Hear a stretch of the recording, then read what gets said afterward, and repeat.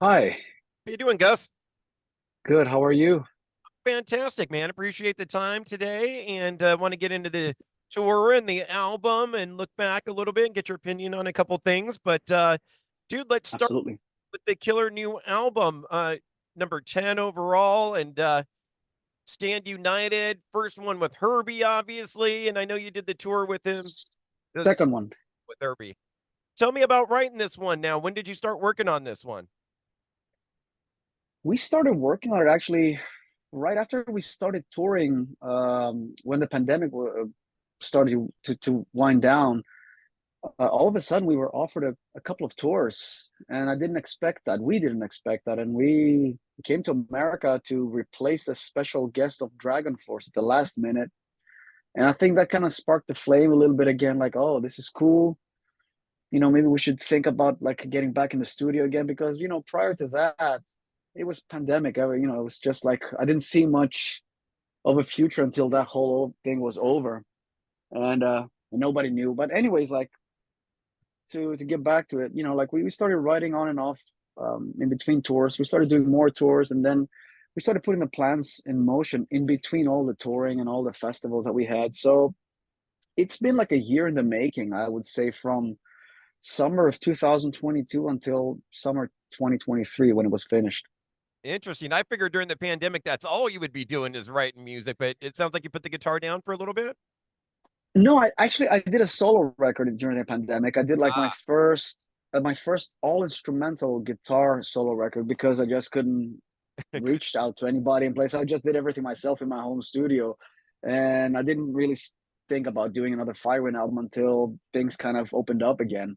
So yeah, I did get busy. I did make an album. It was a solo record, but then once we started touring with Firewind, then I thought, okay, maybe now is the time to really think about it. Since we're back on the road and playing in front of people again, let's bring out some new music. and how much do you get involved with lyric writing for Firewind, or do you just leave that to Herbie? Actually, to be honest with you, like all these years, I never really got involved. I would have like ideas for titles, song titles, or maybe concept, but I never really sat down and wrote things unless I really had to. On this record, I was heavily involved though, because I started writing from scratch together with Herbie, and we went back and forth together with ideas. And actually, during the tour, I had a lot of downtime, and I was during the tours basically, and I would come up with little lines, and I would show it to him, and then kind of like bouncing back and forth. So I ended up writing quite a good amount of lyrics on this one, together with Herbie, of course. Interesting. And I bet that was interesting for you to express yourself a different way. I mean, obviously you express yourself with guitar, but now lyrically too. Yeah, yeah. I never really thought about it because I always thought I was pretty bad at lyric writing, and I said, okay, I always leave that to people, singers. They know how to do that stuff. Right. And then once you kind of like dissect it and like you go over it and you analyze it, it's okay. I mean, I'm not a poet or anything. I'm not talking about that kind of stuff, but you can get your message across directly. If it's not, if it's, there's certain things and tricks that I learn along the way, and I said, okay, I'll have a go at this. And some things are better than others, of course. And then, of course, our co-producer Dennis Ward, he's always there to kind of guide us a little bit to make sure nothing sounds like the grammar is okay, or if it doesn't sound too cheesy, or what I mean. Totally. So yeah. So whose idea was it to cover the Romantics talking in your sleep? Because it's a killer cover, man. I've always loved that song and it's such a great riff, but who was the one that was like, hey, let's do this? Thanks. I'm guilty. I'm the guilty Ah, one about that. killer. Tell me about that decision. It's kind of a funny story. Yeah, because well, here's the thing. We always kind of struck. We wanted to do a cover on this album. We knew that we wanted to record a cover song, and we just couldn't figure out which one because all the '80s songs are pretty much done to death by now by all the metal bands. And it was one of those situations where just we were like, we don't know. And then one day I was driving around, and it came up on the radio, and that's just a song, "Talking in Your Sleep," that's always been on the radio. It's just a classic. Totally. And I was like, oh my god, like this could be the one. And then I googled it because I wanted to make sure that there's not like three metal versions of it out there. So And luckily nobody had done it, at least that I found out. And then I texted the guys. I said, "Look, hey, how about this one?" And it turned out everybody was a fan of the song, and yeah, then it became like the easiest choice. It's such a cool tune. I mean, their other big song, "What I Like About You," is kind of like too happy, but I always thought "Talking in Your Sleep" had a cool like groove to it, and then It's you a groove, soloing yeah. on it and stuff. But yeah, just a cool groove to vibe on, man, for sure on that tune. Yeah, because the main riff is like a bass line, and just you just double the bass line the riff is the bass line, and it's like you said, it just groovy, just moves you, and can't go wrong with that. Yeah, hats off to you, man. My wife's not a metal fan at all, but of course knows that song, and I had to play it for her. I was like, I know you don't like metal, but check this out, and she's like, oh, it's pretty cool. I Cool, cool, good to hear that. I'd be curious, man. Is that one going to work its way into the set? I mean, with 10 albums, putting together a set list for this tour has got to be nearly impossible. It does get harder as we progress into our discography, because of course we want to play the new songs. We're excited about that. We want to revamp the set list, and you got to have certain songs in there too that are staples. You can't avoid them, Right. and it's just hard to please everybody, man. I don't know. I don't know if we're gonna add Talking Your Sleep. Maybe we should. If maybe it's an idea that I've had. Maybe we should add it at least for the American tour, because I have a feeling it's gonna go down well. So we still not made up my mind, but we'll see. And then looking forward to the tour, coming back to the House of Blues Parish Room, seen you there before, going to be there on the 26th of April, and then the next night at the Whisky, and two historic places for different reasons. But man, I saw you, like I said, a couple years during NAM, I think, at the Parish Room a few years back, and then Yep. always the Whisky. Tell me, when you play the Whisky, do you feel it? Do you feel like the history of that place when you're on stage there? Because I feel like just walking in the door.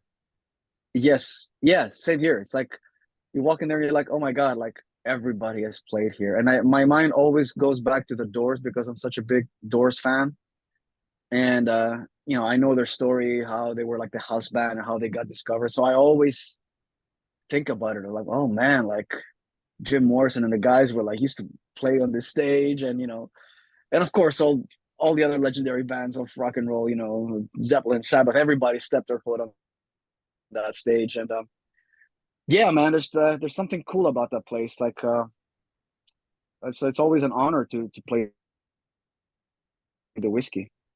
And we should give a shout out to the bands they're bringing out with them, Edge of Paradise and Immortal Guardian. Absolutely, yeah, we have two great bands with us. Yeah, Edge of Paradise. They're really cool. They have like all this. They're like melodic hard rock, but they have this cinematic sci-fi vibe to them. And then Immortal Guardian, those guys can shred, man. They do like power metal, but they go into progressive stuff into as well, and they can shred. Like their keyboard player, Gabriel, he can shred both on guitar and keyboards at the same time. Like, I mean, you got to see that. Gonna So yeah, it's a good billing. It's gonna be. We're looking forward to it. We're excited. gonna call the tour a night of whole lot of notes going on. Yeah, for sure. We'll definitely play them all at least once. Gus, I appreciate the time. Last couple things I wanted to hit you with. Got to talk a little Ozzy, man. I love the album that you did with him, Scream, and God, I remember when that came out, Playing to Death, Fearless on the radio. That was my jam from that album. I don't know. I feel like the whammy bar went away for a couple years and then it came back really strong. And I love the whammy at the beginning of that tune. And uh, is that a baby of yours? Tell me, what's your baby on that album? Is there one that you really put your stamp on that you feel like is your signature song on that album? I think I think the main single, the lead single, "Let Me Hear You Scream," that's the one. Like, because I remember recording the album in Ozzy's studio and spending like 4 or 5 weeks there doing guitars. And I remember flying back to Greece, because that's where I live, and I remember I was like, okay, I'm done with guitars. Everything is done. And then I got an email from Sharon, and she's like, we need you to come back to re-record one solo for "Let Me Hear You Scream."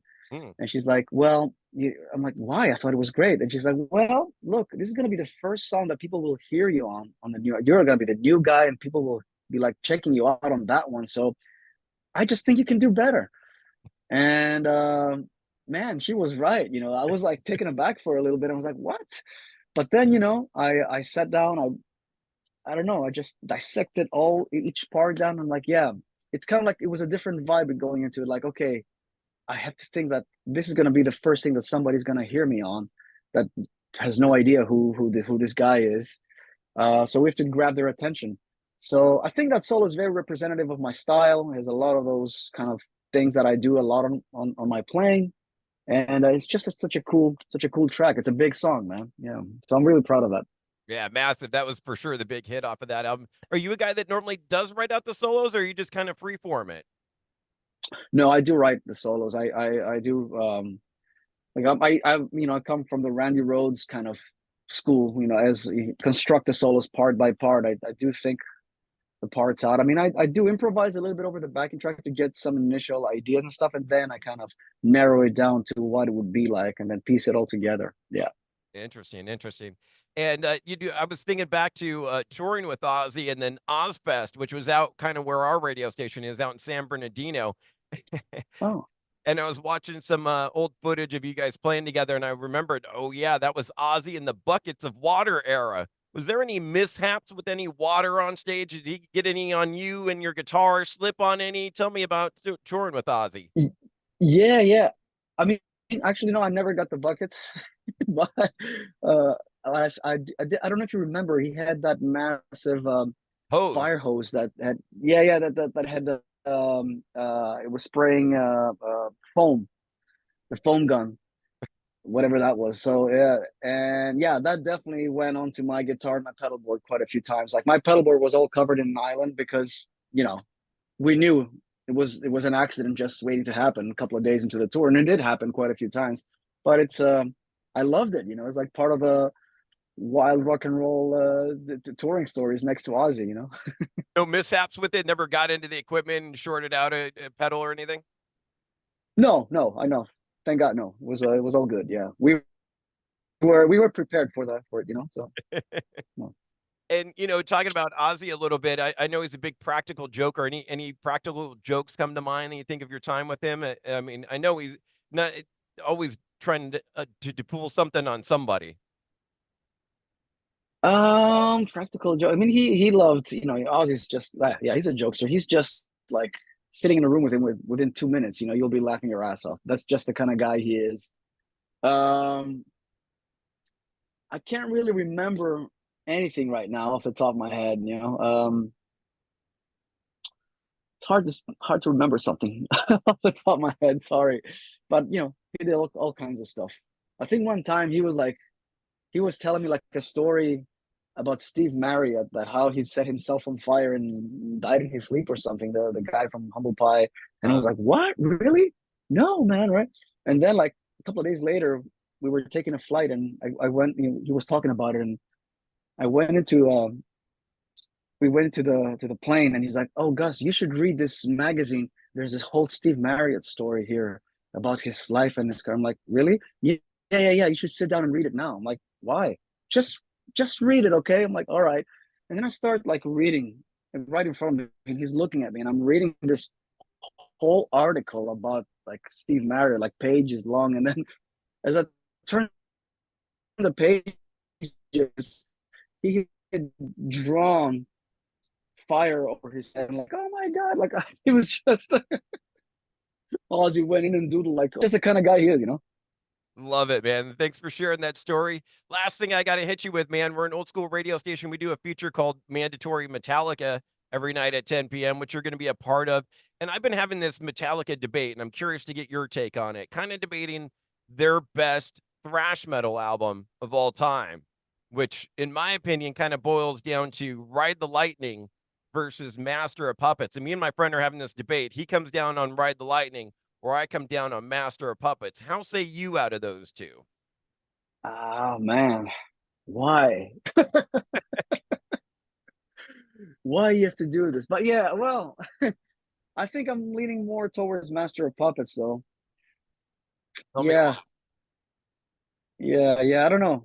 It's just something about that album. I mean, Ride the Lightning is a masterpiece, but Master of Puppets, it's flawless. just yeah, like from start to finish, it's just like it's got all the ingredients are there, like all the Everything is there just at the right dose. And it's just, that's the one. Yeah, you just put on that album, let it play. Like, Riot's great, and there's great songs on there, and that's what makes it a tough debate. But I always kind of felt like it was kind of recorded in a bathroom. The sound quality wasn't great on that album. Right. I think probably, yeah, they perfected the production on master. You know, that's what it is too. Like the guitars are like, oof, Yeah. they're cutting through like a razor, man. They're incredible. And the tone, it's just wow. And to have something like Orion and Welcome Home, and then brutally heavy with Master and Damage Inc. and Disposable Heroes, it's like every. Yeah. I mean, yeah, the track list on that album is incredible. Do you have a favorite song we could play for you on Mandatory Metallica? A favorite Metallica song? Yeah. Ooh, I mean, we should play from Master, obviously, so we've been talking about it.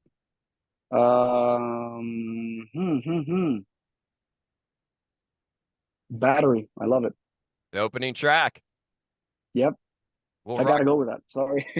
Oh, that's beautiful. I love that song. I mean, talk about heaviness, man. When the guitar Yeah. gets in, woo, beautiful. Thank you so much for the time. I was honored to get to talk to you, and hopefully I'll see you out there at the show. I appreciate it, man. Yeah, man. See you out there soon. Yeah. Thank you, sir. Have a good, safe travels. Have a good one. Thank you. Bye. Bye bye.